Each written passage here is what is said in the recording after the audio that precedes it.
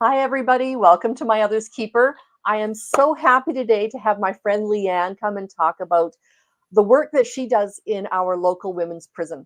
And it is a ministry, but it's not under the banner of any church in particular. So it's more like a service that she does for women who are incarcerated. And just to hear her talk about it, to listen to her engage, she just glows when we talk about that. I'm just going to highlight here Kelly is from Georgia, and she had never seen anybody from any sort of ministry while in the Department of Corrections. So this is going to be very interesting for her and for other people to be able to engage, ask questions, please, and let us know if there's anything you want more information on, because we're more than happy to share. I am an oversharer, just saying. So anyway, welcome Kelly, welcome Crystal. Nice to see you here. Okay, so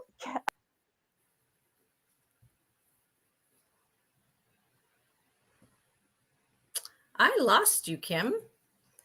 Am I the only one here now? hi, I'm back. That was exciting. I hit a button and I have no idea what I hit. Yeah. Anyways, so starting again. Anyway, so hi, Leanne. I just really want to welcome you. This is a safe space, and this is a place where, we are here to learn and love. We are not here to judge people or, hate people or whatever. And so thank you very much for joining us. I really appreciate it.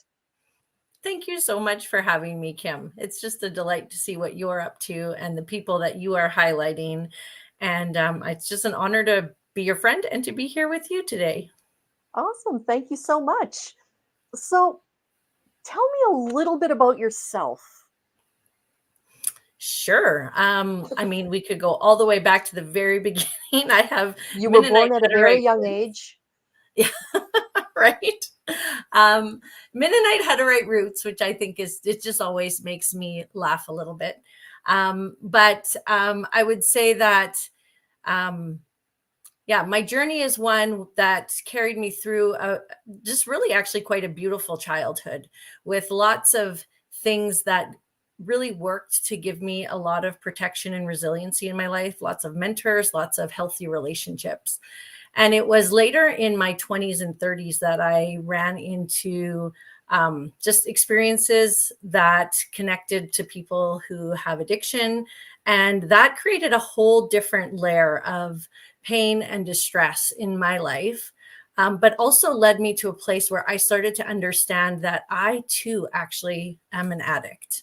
It's not just those addicts out there that are being difficult, but wow, there's actually things that I do that I can't stop doing that are creating problems for others. And it can be as simple, I say simple, as people pleasing or over helping or being a, compulsive flatterer. And I mean, in my world, I can make a lot of wonderful justifications for why that's okay. But in the relationships that I was in, it was actually having a deep cost. And so in my 20s, I did a Bachelor of Science in Natural Resources Management. And very soon after that, people became my natural resources. I was a project manager. I worked with the elderly. And then as time went on, I did a master's in spiritual formation. And part of the work that I did in my master's program was start volunteering at a women's prison here in Saskatchewan. And that was in connection with a few others. But not connected to the organization that I'm working with right now. But it really was the story of the way that addiction had touched my own personal life and the way that I found transformation in the midst of that made me really want to actually keep company with others who also have kind of found that their life has reached the end of their own ropes and they're ready for something different. Oh, that's awesome. That is really great, because that's something where I think people don't realize how much we share. We share a lot more than how we're different. For example, I have friends who have fibromyalgia. I have friends who have mental illnesses. I have friends who are completely disabled and live in a wheelchair. I have friends, just all of these friends, all of these different things. but our spirit talks to each other. The hurt in my spirit talks to the hurt in their spirit. Right. And that's what I have found. And I love that you find the same idea with just being able to reach out to people that normally you wouldn't normally reach out to, right? They're not generally who are in your social circle.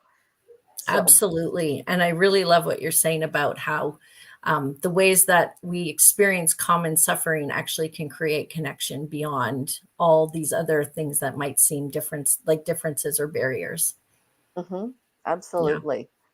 So, what is it that you do with these ladies in prison? What is it that you bring to them as part of your service? Yeah, so it's changed over the last number of years. I started volunteering there in 2013, and it's actually just been in the last year and a half, I believe, that I started working with an organization called the Enneagram Prison Project. And it is their mission to free people all over the world from from the prisons of their own making on both sides of the bars, we say. And so we realize that we actually can be in prison while being outside of prison because of the habits and patterns that we get stuck in our ordinary lives.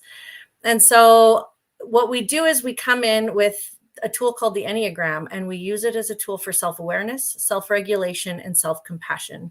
Those are the three hallmarks that we bring. And so part of our curriculum is one where we work with trauma and attachment theory. There's a study called the ACEs, which stands for Adverse Childhood Experiences, and we have our participants work with that as part of a way of helping them understand that when we have a higher number of adverse childhood experiences, it actually really increases the likelihood that we will be incarcerated or struggle with addiction or have higher suicide rates, and on and on and on. And so our curriculum does bring the Enneagram, but it also invites a really compassionate approach to understanding this idea that it's not what's wrong with you, it's what happened to you. Addiction is only an attempt to solve a problem. It isn't actually the problem. And so to compassionately come alongside ourselves becomes a whole different way of being able to enter into transforming work. That's exactly right. And actually, there's a channel called The Lifeboat, and Tommy Scoville is the head of the lifeboat there. He's the captain. And his catchphrase is, I guess not a catchphrase, but his philosophy is that the opposite of addiction is connection. It's not sobriety. And so the connection that you're building with these women is giving them that excuse to stay sober. It's giving them the tools, it's giving them the supports, it's giving them all of these things to stay sober, but also to stay away from the criminal life that probably addiction had a long way in bringing them into. They didn't become an addict in jail. They went to jail because they had an addiction of some sort. Absolutely. That is really beautiful that you bring in that quote. Not only because we use it as part of our curriculum, we actually show the video that uses that quote and an experiment called Rat Park. So that's really fun. And I just finished a program there, and we live time actually had one of our participants, after the program was over, they had the option to move to what's called an honor dorm where they get greater privileges. They actually chose to stay in the room that the dorm that they were in that had other participants in the program there with them because of the connection piece, because that had grown so clearly in the classroom. They knew that if they were going to keep doing their work, they needed to stay closer to the people that they could share this work with. Absolutely. Yeah. Once you get that connection with somebody, so you'll notice on the chat there, Blessed Crochet is on. She's one of my moderators, or she is my moderator. She's the only one I've got. But we only met just a couple months ago, and it's just we've got this heart connection that seems to really have melded, and I love that. And she's been on my channel a couple of times, and her daughter's been on my channel a couple of times, and we've just been able to get to know each other because of that connection. We were not created to be individuals. We were created for connection. And I believe, and I know you believe, that God is who created us. and God is 3 in 1. And in that, he himself is a community. He's not just a singular. So I know that that's what you and I both believe. Not everybody who watches this will believe that. And that's fine, because I mean, there's room for everybody in this connection. Um, and just because you believe something differently than I do means nothing. I will love you regardless. So that's something that I think is really cool. The connections, and they will likely last well past incarceration, well past addiction, well past whatever else has gone on, right? My guess Well, is and that they've, you're actually sorry. bringing up a point that's really quite key for people who are incarcerated, because often they come out and they have actually lost their support network. They sometimes have the most support they've ever had while they are inside of jail. And so it makes my heart just really come to understand in a very deep way how much we need to create and have organizations who can be part of the support network when people come out. And I know that that's what we're also trying to build here in Canada. Like the Enneagram Prison Project programs all over the world, but we're quite new in Canada. There's one facility in all of Canada that has our program. And so we're really hoping that we can create connections and we can have people come out of jail who have taken our program, and then we stay in contact with them. And then they have the opportunity to become what's called ambassadors. This is actually one of the funnest features, or the most beautiful features, I would say, about the Enneagram Prison Project, is that we really highlight folks who have taken the program inside of jail. And when they come out, if they stay with EPP and continue to do their work, EPP stands for Enneagram Prison Project. If they stay with us, continue to do their work, then we give them the title of ambassador, and they become teachers to us, the guides, who are going through the guide training program, because they are the ones who have done this work lifetime. They are the ones that help us know how we can go inside jails and prisons and become a presence that's compassionate and healing. They guide our language. They are our teachers. And so we are really excited about wanting to build Canadian ambassadors, which we don't have any yet, but it's very difficult to have people come out and want to connect. So that's my hope and prayer. Exactly. So far as I can tell, everybody in the chat so far has been from the States. But in the replay, hi, we are very happy to have a lot of Canadians come and watch as well. We will talk about the Enneagram and its processes in a minute, but how would somebody become involved and do this type of work that you do? Well, I think there's a variety of things. So if you're interested in the Enneagram Prison Project as an organization, there's actually lots of ways you can get involved. You can go to our website. We have a Canadian version. Just Google Enneagram Prison Project.ca. There's also an Enneagram Prison Project.com, which is international, housed out of the States. And there's a partner organization called the Human Potentialists. And so if you actually want to take Enneagram training and want to learn from ambassadors, as well as trained Enneagram guides who have guided in prison, then the Human Potentialists is the place that you would go. And they offer 2 courses, one called 9 Prisons, 1 Key, and one called Path to Freedom.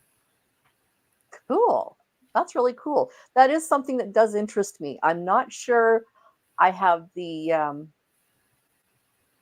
stamina with my current mental issues going on. I'm not sure I would have the stamina, but my heart is right there with you. Like, just to be able to reach out to people and help people figure out that they're not lost, right? Yeah. They actually have a place, they have a purpose that they can find. Now, we have it in the description that it is a women's ministry or a women's service. Do you need to be a Christian in order to do this? The Enneagram Prison Project is actually not affiliated with any religious organization, and the Enneagram is not either. So the Human Potentialists group would say we're trying to democratize the Enneagram, meaning that it's actually for everybody, whatever faith tradition you come from. It does help if you have a tradition that you have been working with as part of your transformational journey, because the Enneagram is a tool. It's like a map that you would bring alongside the tradition that is serving you, and then you can work with it as part of your growth to just help you understand your unconscious patterns and habits. Okay, so you end up, how long is the program that you would run as a class or a group? Yeah, that's a great question. So we have 24 hours of programming in how we offer it through EPP. That is, it can actually look very different depending on where you are. Where we program in Canada, we need to do it in a short period of time because the turnover rate of our participants is actually so high. And so we put those 24 hours into 8 different modules, and we do 2 modules a day over a period of 3 weeks. So it ends up being, we go in, so it's an accelerated version. We go in for 2 days, and over those 2 Right. days, we offer 4 modules. And then we take a week-long Wow. break, and we invite the participants to write an autobiography in the third person. And I go pick it up the next week. Oh, And then we actually have a guiding community all over the world that will respond to that bio in a way that helps them understand the patterns that were actually saving their lives in their childhoods, that are actually defeating them now, but they actually served a very important purpose, because not yeah. one of these folks has a traumaless life. And so there's Well, always yeah. something that's going on. And so, and then the following week, so the third week, we come back in Mhm. and do 2 more full days, 6-hour days, and finish the last 4 modules. So it's Wow. crunched over a 3-week period in how we do it in Canada, but there are places in the States where they do it once a week for 8 weeks, or spread it out in different ways. Is the 2 modules or the 4 modules in 2 days? Oh, man, I've already lost the math. Uh, I teach English, not math. But basically, is it structured that way simply because of the distance you are at? Or is it because of the turnover, it needs to be finished in 3 weeks? It's helpful if it's finished in 3 weeks at the facility that we program in. So we actually can tailor that to each different place. And so we would have a conversation with the people who are inviting us in, and right, the chaplain actually hosts us in the place that we go now. If it would be someone else, then we'd work with them to see what works for the facility. For example, Oh, in like the place we're in is a facility that houses people 2 years less a day, or if they're on remand, which means that they are waiting sentencing. In the States, often they are offering this in penitentiaries and federal prisons. And so those are people who are looking at long sentences. And so you've got nothing but time. And that's not the case in the place that we are here in Canada. okay. Now, some of us who have come to this channel come again from the lifeboat, come from the Tommy Scoville area, and he is a former felon. He spent a lot of time in state and federal prison. Um, Okay. and he was in a level 3 and 4 yard, which means like the higher security levels. What level of security is the facility and the people that you work with? Do you know? You know, I think we have a range. I think we'll go Okay. wherever they'll let us in. We've right. I often it's difficult to get into the high security places, but medium and low security for sure. Sometimes we're hoping to be able to get into a reintegration unit, which is like a transition housing place where people are come out of jail and they're finishing their sentencing in the community. And Right. so we'd have a whole range actually of people at different levels of security. But Okay. here in Canada, we've got people who have been sentenced in a 2 years less a day, or people on remand. So that means that they could actually be up for any number of years, but they haven't gone through the Okay. court system yet. Okay. All right. So now that we've talked about what you do in broad strokes, kind of who you work with in broad strokes, because we don't want to pinpoint. pinpointing is so pigeonholy. You know, I don't like doing that. Anyway, but let's talk about what an Enneagram is. What the blue blazes are we talking about? So I'm going to put up this picture, and you're going to tell Excellent. us a little bit about what it is. Sure, sure. Give me a few minutes here because this is a very robust system. And so I would invite you to consider a map. If you want to get from point A to point B, especially if you're lost, it really helps to be able to look at a map and say, oh, I need to go north for this many kilometers, etc. If you want to get to a place that's north of you and you start heading south, you're just not going to get there. And so the Enneagram, if you think about it as a map of our inner landscape, it becomes a very helpful tool to just help us know the things that are already going on. So I like to think of it as a map of natural processes. The Enneagram as a map will not tell you who you are. It just reveals things you already know. And so you have this moment as you start learning about yourself that feel like these aha moments where it's like, oh, someone's saying that out loud. That's so interesting. So I'd like you to think about it in that context. So we have the Enneagram, which it really it's a Greek word. Ennea means 9, gram means figure. So this is not fancy. It's a nine sided figure. It's a circle, so it doesn't really have sides, but there are 9 Enneagram types. 9 pointed. They're right, 9 points, and it's a drawing. So right now it's 2-dimensional. It actually is meant to be a dance. So you can think of each number on the Enneagram as the gateway into the dance.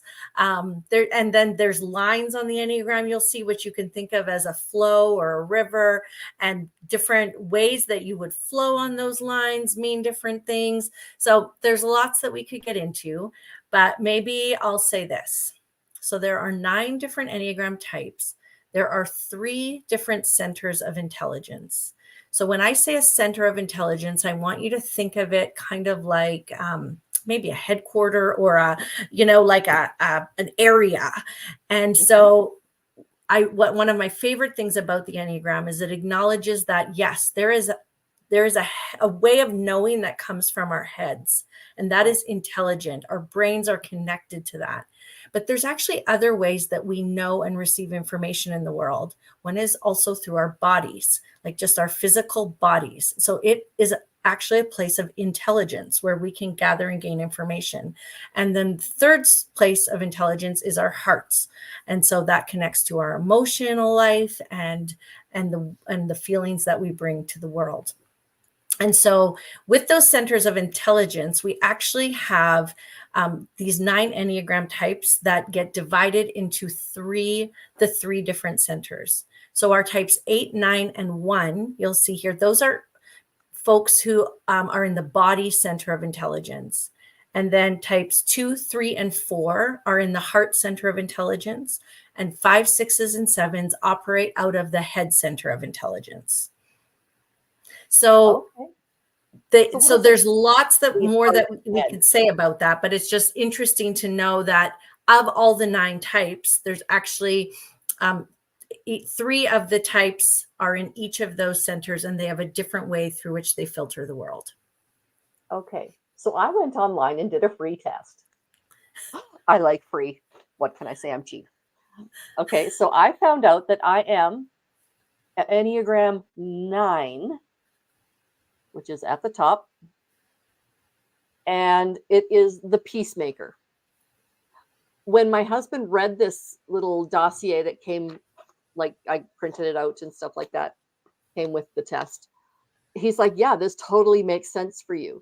Now, Leanne, when she knows me, when I'm around her, she says that I'm definitely a 3. I am an achiever. I am sparkly. I am all of these things. And it makes sense. But when I look at the achiever, I get exhausted. I can only be that for a short time.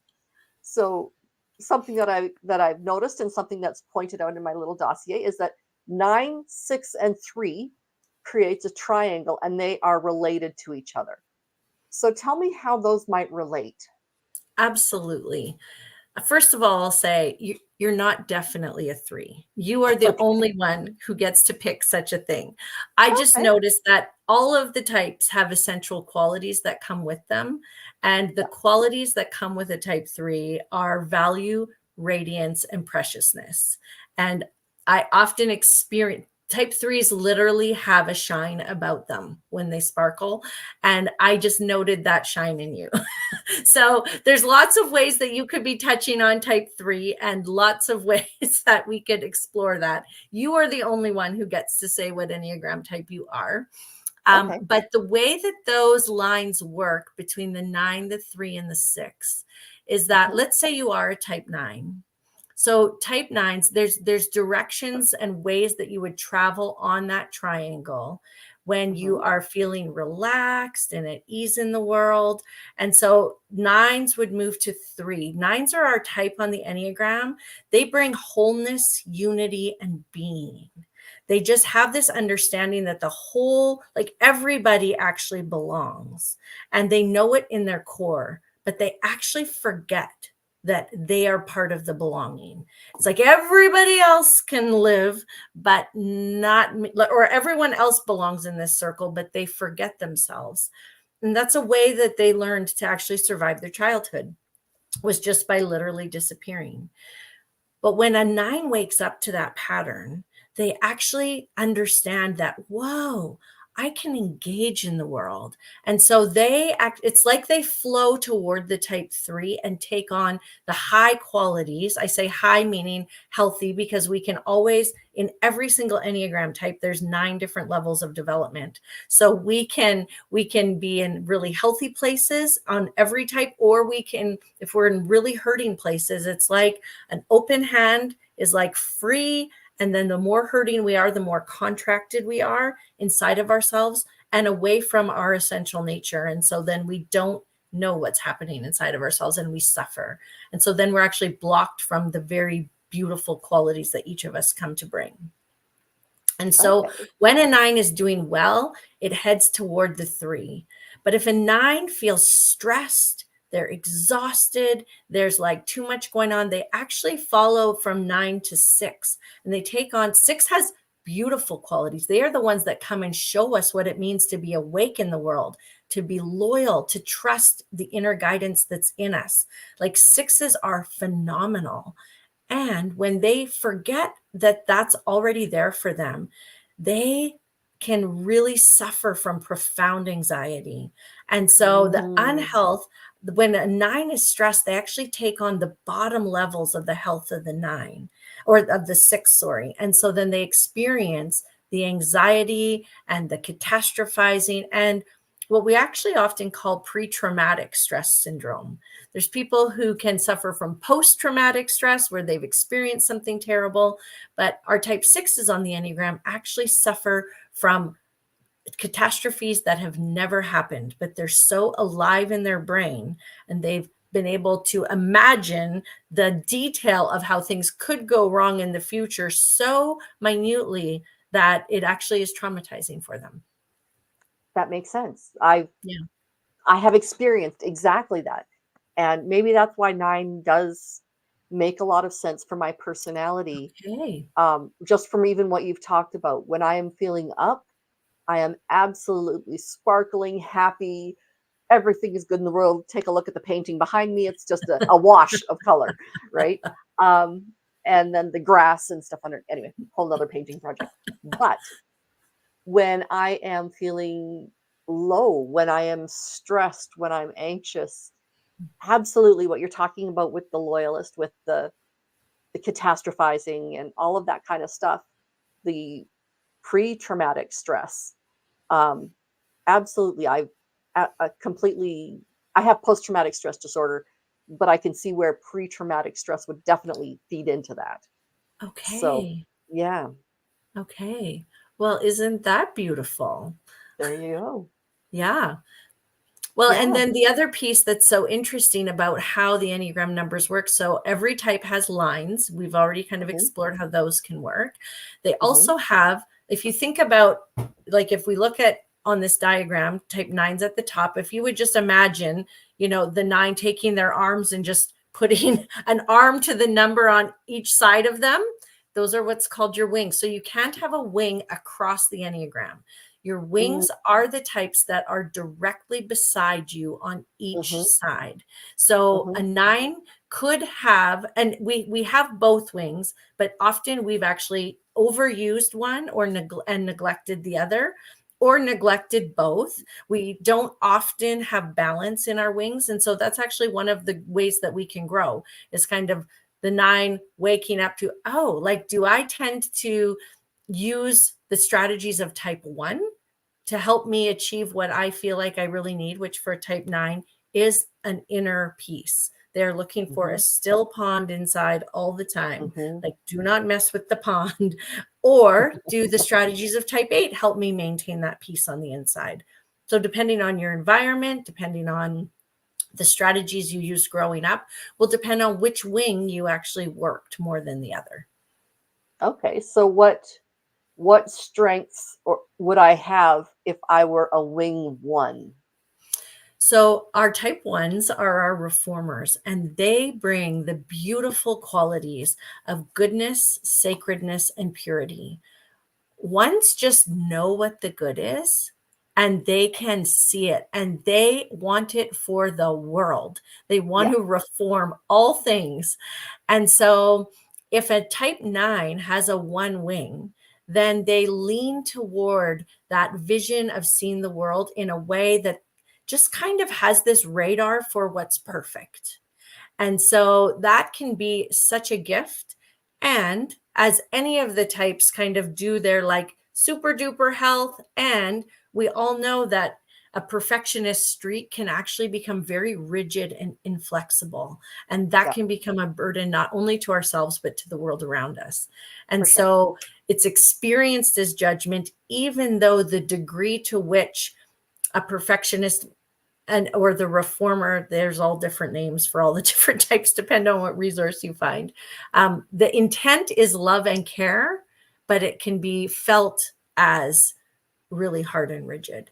So the strategy a type 9, if it actually works for a type 9 to use a type 1 strategy to order things really beautifully and make a very clean house, et cetera, that's just an example, because it helps order their inner world and maintain their peace, which is their ultimate motivation, then they'll use the type 1 strategies. But if actually coming on with some extra force and some chutzpah, we would call it in the world that I grew up in, then they might actually take on the traits of the challenger, who do actually care less about perfection and more about impact. And so, so if that is what actually will keep the inner peace of a 9, then that might be the wing that they use more.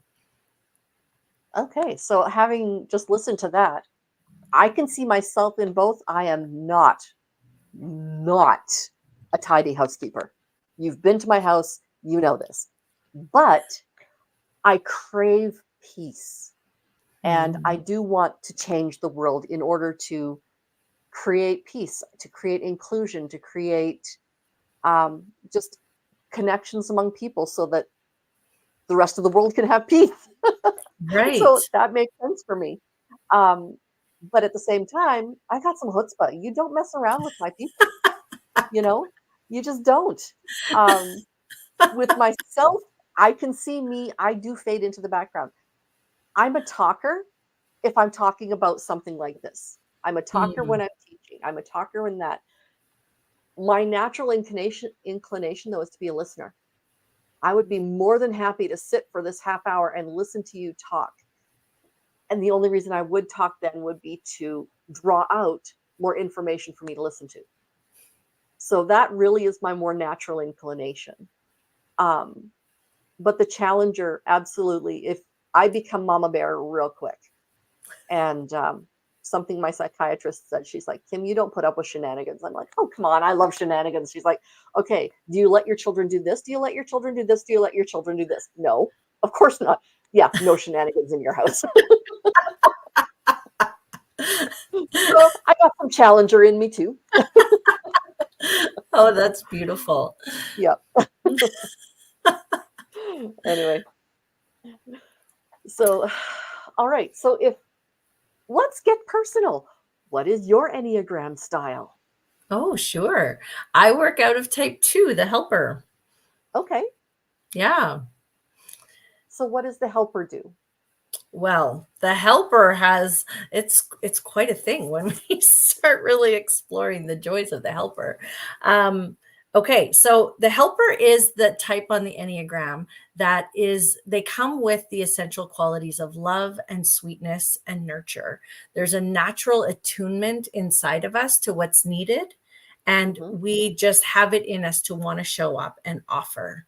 Mm-hmm. However, somewhere along life's way, we got the message that it wasn't okay to have our own needs in the midst. We're so good at seeing everyone else's needs that we really struggle to see our own. We're not allowed to take care of our own or have them in the way that we felt like we needed. And so we decided that we needed to armor up and protect ourselves, because our greatest fear for the Enneagram type 2 is actually to be without love. That there would be the loveless world. And I mean, everyone can feel that. We all have all the types in us, actually, but there's certain ones that we go to for different kinds of strategies to survive.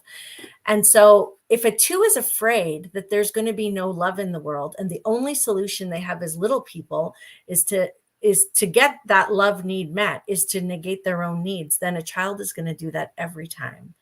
Every type has a wounding, and every type has a core fear. The desire for the type 2 is really just to live in the beauty of love and give love to the world. And so Wow. when we have this strategy that comes online where it's like, well, I need to be loved, and the only way that I can be loved is if I don't have needs, then it actually creates what's called an emotional drive. Some people call it a passion, a vice, a sin, like whatever you want to say it. But the vice for type 2 is pride. And it's not like pride, like I'm so amazing. It's pride like I don't have any needs, but you do. Let me help you. And if you can be needy, then I can be the helper. And do you see how that then gives me that Yeah. inner sense of having that core Yeah. fear comforted? We really only all want to be seen, soothed, safe, and secure. And so everyone is working to calm that fear that they have in the way that they know how, with the resources that they have. And as a type 2 who's like amazing at nurturing, I will over nurture. And it works for a certain amount of time. And then, and this is where I started having a giant journey within myself in my 20s and 30s, where I was like the super duper helper for those with addiction. And the truth is that a savior complex only is appreciated so much. And at some point it's resented. And the help that I come to give actually isn't the help that's wanted. So when a type 2 is working out of patterns that are overdoing it, we actually have a line to 8. And so we actually become very forceful in a you will need me and you will receive my help. And so I'm helping whether you want it or not. right. And we will actually access the bottom levels of the health of the 8.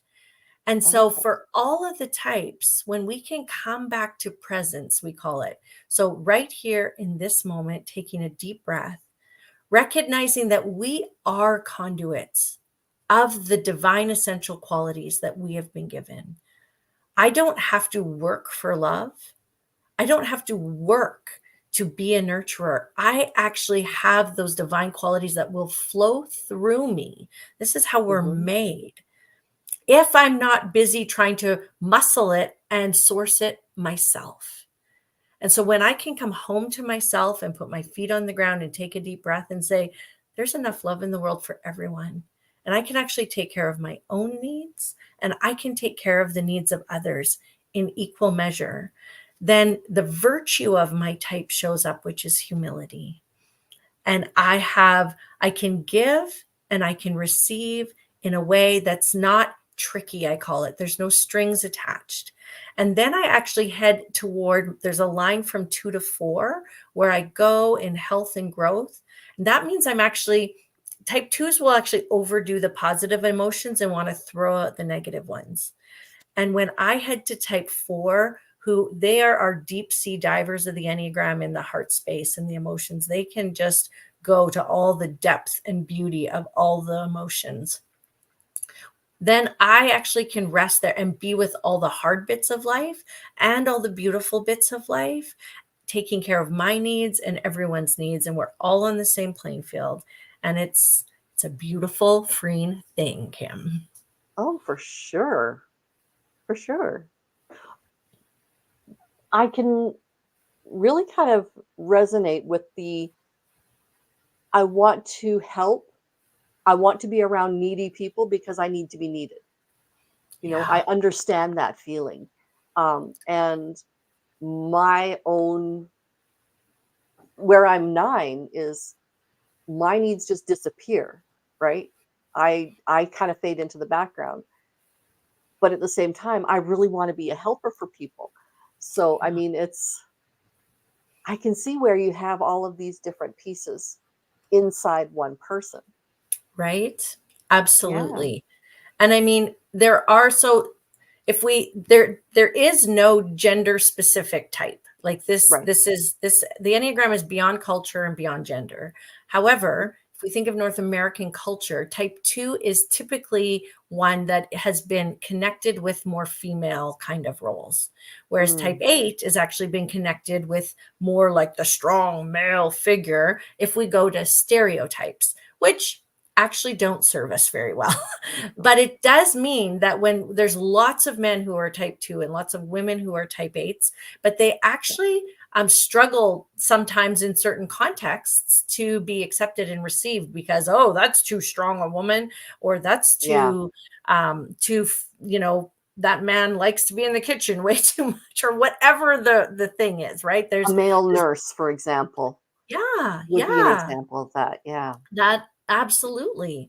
And so I really love the Enneagram because it's this place that just takes away all the dividing lines between male, Yeah. female, different cultures, different religions and races and all the things. I mean, I sit in prison and I have this last go round, I had a Satanist and a Christian sitting side by side, both of the same Enneagram type, resonating with each other, appreciating each other deeply, like really connecting. And in just seeing the ways in which their patterns and habits are the same and how it brings them like life and how it gets them into trouble. Yeah. And all of a sudden you've got like, I just call it's numinous. Like there's just this gorgeous connection. Love is happening in the room. And I'm like, that right there, to me, that is the miracle that I want to spend my life Yeah. on. Oh, that is so cool. Okay, so you are primarily a 2. Which of the wings would you identify with more? So it's taken me a bit to notice both of my wings. I Mhm, instinctively would have, like, my one wing has been stronger than my three wing. And mhm, so I noticed myself as, a helper that really likes to be organized. I was trained in project management. And so, my goodness, I like to come and have the world ordered tickety boo. This is the process. We're going to say go. And now everyone do their parts. And like, I love having an ordered system, which is maybe mhm. also why I like the Enneagram, because it really brings order to a lot of the chaos of our inner landscape. And Yeah. so my one wing has been strong, but we all have a shadow side, or this part of us that is less conscious. And it has been in the last number of years where I've really started to notice my three wing. And Mhm. so and that can be, where I'm achieving the bottom, like lower levels of health of the type 3, or even some of the more beautiful parts of the type 3. But I've noticed I've actually had quite a lot of fear to overcome inside of myself to embrace the achiever inside of me. Okay. So when you say the upper level and the lower level, so mine are 9, 6, and 3. My lower always be a 3, or is it always a 3? Oh, yeah. And sorry, when I'm saying upper level and lower level, I'm just actually referring to, if you imagine, like we have the Enneagram symbol on the screen here. If you'd imagine it becoming dimensional and like Mm, coming out of the screen, 9 different layers, like a layer cake, every hmm. single type would have 9 different levels of health. And so when I'm saying that I would access, I've seen in myself some of the lower levels of health of the type 3. It's like, okay, so I've got this wing and I could access type 3 from any level, but I notice, oh, this is where like one of the tricky places for a type 3 is around self deceit. And it's like, oh, where do I Mm, like to color things just a little shinier than they actually are? And then it's like, often in the Enneagram world, I feel the pinch and the flush of like, oh, did they just say that out loud? And then that actually it's relieving to be able to see and say these things, and also to celebrate the glory that each type brings. right. So if you are type 9, then there Hmm. are ways, like most naturally, like in terms of flow of arrows, when you feel at rest and at peace in the world, and you actually wake up to the ways in which a 9 would want to numb out, they actually have a defense mechanism called narcotization, where they really just want to numb out on the world. And so they will find themselves actually disappearing in rhythmic tasks, or like I've heard of a type 9 who got lost in the newspaper for 5 hours and was just like, oh my goodness, I'm supposed to be at work. Like, but they literally can disappear Yeah. when they wake up to their patterns and recognize their value and that they matter. Then it's like their peacemaker actually clicks into gear and they Okay. flow toward that engagement of the type 3. It's a beautiful thing. And so that's where they generally go. Now they can also, if they are overwhelmed and exhausted, they can hit the bottom quality levels of health of the type 3 and become a little deceitful and a little like overachieving in a way that's not received in a way that people love. Mm, hmm. Okay. And then generally the flow of the arrows goes, if there's stress and distress in a peacemaker's life, then they'll head toward the type 6 and take on the lower levels of health of the type 6. So that was the anxiety we talked about. But Hmm. it can actually be there like an activation energy, or one author calls it the energy of motion, I think. So it can also just be, and I notice myself as a type 2, like Hmm. my I shift gears really quickly. The essential qualities for the type 8 are immediacy and strength and aliveness. There's a like go, like you're in a Lamborghini and it's like 0 to 100 in a second. I'm like, oh, that I have that in me. And it can be, I can use it poorly, but I can actually use it in really beautiful, motivating ways, just how I show up. And it's like, you asked me to do this? Yes, it's immediate. That is not the same Enneagram types of other people in my household. And so for a type 9, that if you Uh-huh. just have an initial energy that goes to that commitment and loyalty, the 6, and maybe that mama bear piece, or, things like that, Yeah. that you talked about that actually keep the tribe together. I mean, our type 6s remind us of the we mind, it's called WE, like Mm, that we belong, like we, that we're hmm. safer together. And so that's what the 6s remind us of. And so you can also access the health of the type 6. It's not it every type you could It's not access from always that. the negative, it's It does sometimes the not, no. And that's one thing that I think we have to always be careful about, because there are arrows on some of the maps. If you look at the Enneagram, and they're helpful because they actually show the direction we go generally when we're unconscious, and it flows in the level of greater unhealth in a sense. And so then mm, so the arrows would flow from a 9 to a 6 to a 3, because it's like we're all on automatic. We need to mhm, wake up and see what's actually happening inside of ourselves. And so that waking up process actually takes, when you go toward the type that's kind of against the arrow, it feels like you're going upstream. And it's really uncomfortable. But if you go upstream, or if you think of a pool and you're trying to, you've got a whirlpool going and it's going one way and then you start going the other way, it's very difficult. But then things kind of settle down. And so I feel like it's the same way when you go upstream on the Enneagram.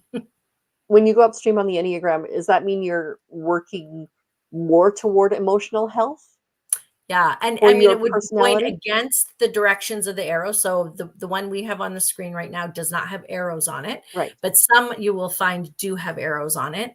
And so yes, like, so the arrows for your triangle would go to the left, like 963, 963. And so upstream would be going against the arrows, right? So it's Mhm. like you're going against the flow of automatic. And so it takes a Mm. lot of effort and a lot of growth for a 9 to move toward the type 3 when Mhm. when they're accessing the healthy levels. Okay. Okay. Interesting. So now I'm trying to think, okay, where's my husband? Where's my daughter? Where's my other daughter? Where's my mother? Where Of course, all of of these course. people. This is a fascinating science. Some people will hate me for calling it a science. Oh, Social actually it experiment is. or Kim, it is. Like, can I just say there's so many number plays going on here?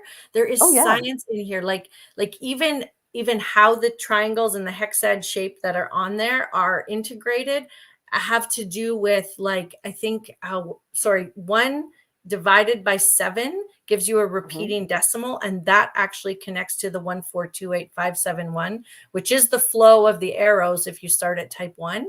And Oh so wow. it's like this division of the number 7, which is a perfect number. And there's like all these things. There's a lot of science in here, actually.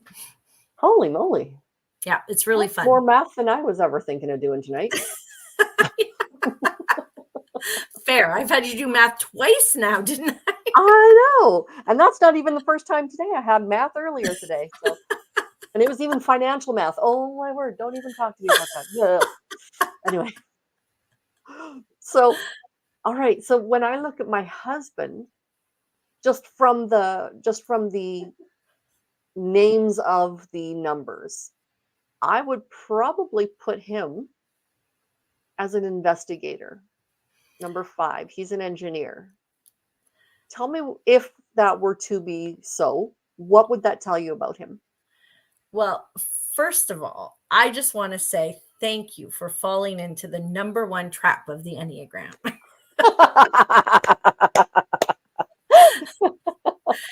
Yes.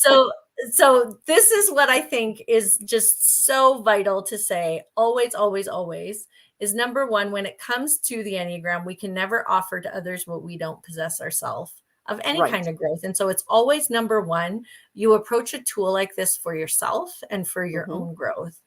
It is so tempting to type the rest of the world and then put everyone else in a box and say, oh, they're just a this. And we go on and on. And I mean, there's a million TikTok videos and a million Instagram threads that can say, oh, if you're a 2, then you're this. And pretty much we've boxed the whole world in. And I Yeah. actually call that weaponizing the Enneagram. You can, Mm. if a hammer is a very beautiful tool, it can be used to build or it can be used to destroy. And I would say that's for just about any tool out there. And so the Enneagram, if you know somebody's Enneagram type, you actually know so much about them at a very intimate level that to walk around typing people is actually really it just actually I just feel the burn inside. And so yes, like absolutely it's valuable to understand who the community around you is. Right. And we want to be so careful about telling people what their type is, which why I reflect back to you. I experience these qualities in you, and you might not be those. It's Right. really up to each person. Um, Right. because we really can't walk around with a hammer just saying, oh, they're such an 8, they're just going to do this, and oh, so and so's a this, Mm. and oh, It's like, dismissive. Yeah, we really have to be careful. So I'm happy to talk about the type 5 and talk about the sparkly, lovely things about our dear type 5s.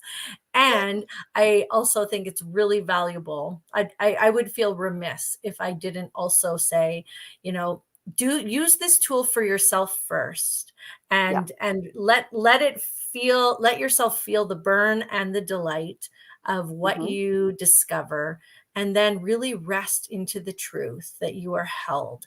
And it's actually grace that does the work. Like the Enneagram reveals a defense strategy that has helped you survive, helped all of us survive our childhoods in a sense.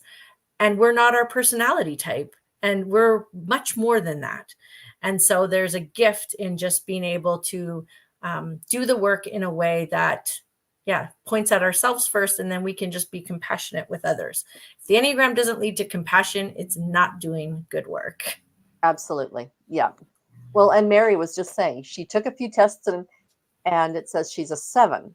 So she would be a Okay. 7 with a 6 and an 8 wing. Right. Tell us You've what nailed the it. best tell us what the best qualities are and what she might have challenges with. Oh, absolutely. And first of all, I'll say, and was it Mary that you said this was? Yes, Um, yeah. so Mary, I just want you to know that if you aren't what a test tells you, so you could be a type 7, but ultimately it would be great to read about all the types. A test can give you kind of a ballpark, but that's about it. So you're not a 7 just because a test said so. But 7s bring to the world the essential qualities of joy and positivity and freedom. They are our enthusiasts that literally, like, it's like the fun is here. Let's get going. They are our super imaginative plan makers.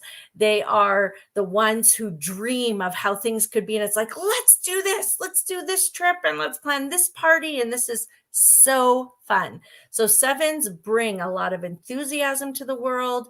They bring a lot of potential, and they bring a lot of joy. That makes sense for her. From what I know of her. Yeah. So what would be if she was a strong wing 6 with a loyalist? What would that mean?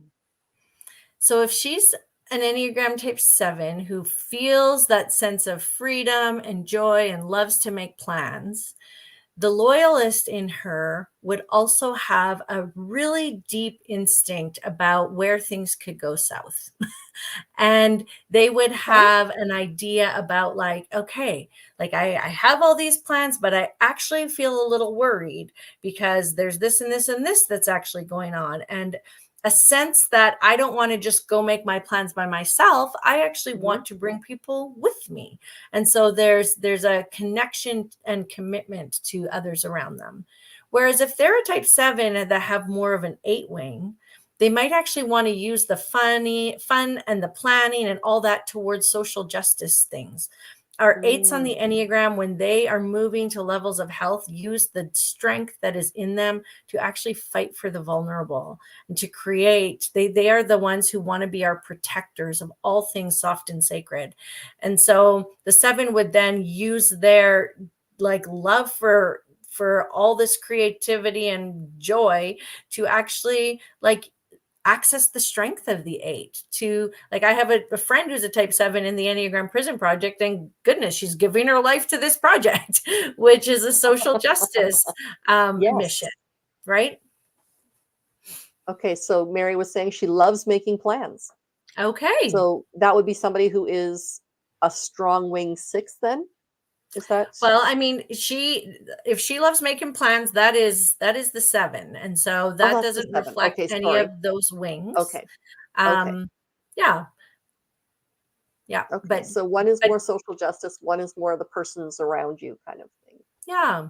That And then a okay. type 7 will find that sometimes in their plan making and their desire to have fun, they actually notice that as they keep going, they they kind of learned as little people that they couldn't really rely on the world around them. That if they were going to be okay, they had to make themselves okay. And so that's Mm. what all these plans are about. But they find that they're in the head center of intelligence, and the dominant emotion connected to our head center is actually fear. Sevens look fearless, but they actually are trying to avoid being with their very selves. And so they're busy making plans outside of themselves so that they don't have to be with what might feel a little hard on the emotional climate inside of themselves. And so that's one of those moments for a type 7 that becomes a little bit sobering, because it's like, oh, yes, I have all these plans, but they never actually satisfy because I'm just busy running away from myself inside in the long run. And yet, when a type 7, so there's a beautiful line from type 7 to type 5. Mm-hmm. When a type 7 is willing to take a breath and actually do an inner dive, like just our investigators show us how to come deep inside and Mm-hmm. to not actually be afraid of what's in there. There's a sobriety that opens up, and they can be in the present moment and actually recognize that whatever it brings, it satisfies. Can actually be here in this moment, and a beautiful balance opens up inside of them. That's wonderful. Oh, that is wonderful. Okay. So I have all of these things running around in my head right now. I'm going to have to go. I'm going to read my little thingy again. And I had downloaded another one from the Enneagram Institute. Yeah. So, The and Enneagram that Institute's a great site. It has, is a great site. um, Okay. yeah, there's lots of So, information there, lots of ways. You can even like look at how partners work together. And so you yes. can see how partnerships work. So I'm married to somebody who works at a type 4. And so 2s and 4s have a certain dynamic. And Right. every connection will have its challenges and will have its delights. And so this is Absolutely. helpful. Awesome. Well, thank you, Leanne. This is great. I love how within the prison system you can bring people together Yeah. and have people be less afraid of things that they don't know and don't understand. And when Right. you're working with these enneagrams, it's so personal. It's so down to who you are, and Yeah. who I am looks at who you are and sees the beauty in that, right? Absolutely. And that is a wonderful thing. So thank you for the brief introduction to Enneagram. Bless you in the work that you Thank do you. within our local women's prison. It is it's a big thing that you're doing, and I would love to partner with you if only I had the brain power. No. If I had the stamina at the moment. I have a hard time with that, but I can see where people would be really drawn to doing what you are doing Hmm. and just being so fulfilled by that. Being the helper makes total sense when I think of who you are and what I have known of you over the years. Hmm. So, yeah, Thank you, you're a Kim. wonderful human being. Thank you so much for joining us. And everybody, have a great evening. Take a look at the Enneagram Project. Take a look at what makes sense for you as to your personality and where you find your strengths, your weaknesses. Be honest with yourself as you're doing Hmm. it, because otherwise, you're going to skew the results and you're not going to end up being who you need to be. So, thank you. Have an awesome day, Leanne. Hang on, and I will see everybody else next tomorrow for game day. All right, we'll Thank see you you, Kim. tomorrow, A three delight to o'clock be here with you. CST. All right, bye.